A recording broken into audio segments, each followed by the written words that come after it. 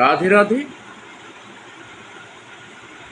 শ্রীগুরু সম্পর্কে যদি তথ্য আস্বাদন করতে হয় তাহলে মহাজনের বাণী আস্বাদন করা একান্তভাবে কর্তব্য।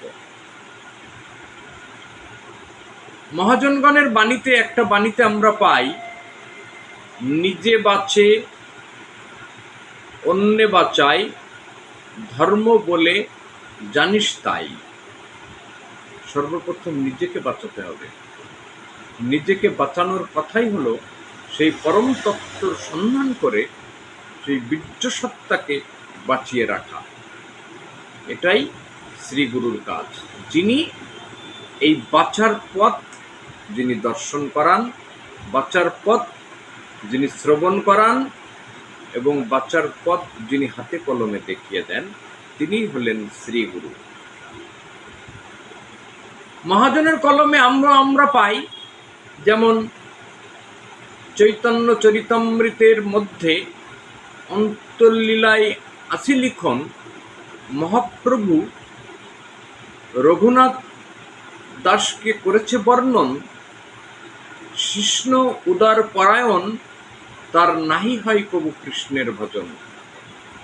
চৈতন্য চরিতামৃতের মধ্যে অন্তর্লীলায় ষষ্ঠ পরিচ্ছেদে যেখানে রঘুনাথ দাস গোস্বামীর কথাকীর্তন আমরা আস্বাদন করি, সেখানে রঘুনাথ দাস গোস্বামীকে সাধনের পথ দেখাতে গিয়ে কৃষ্ণদাস কবিরাজ গোস্বামীর কলমে স্বয়ং মহাপ্রভু স্বরূপ দামোদর গোস্বামী মারফত এক দুর্দান্ত কথা তিনি বলেছেন।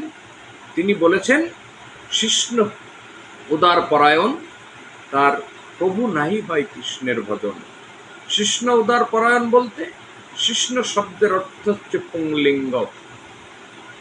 এই পুংলিঙ্গের যিনি যথেচ্ছ ব্যবহার করেন তিনি কখনো কৃষ্ণ ভজনের অধিকারী হতে পারেন না। এই পুংলিঙ্গ দ্বারা অনময় ব্রহ্ম শরীরের বাইরে বেরিয়ে আসে, আর এই পুংলিঙ্গকে যদি সংযত না করা যায় আর বীর্যসত্তা যদি ক্রমান্বয়ে দেহের বাইরে বেরোতে থাকে, তাহলে জীবাত্মা পরমাত্মা থেকে দূরে চলে যেতে থাকে।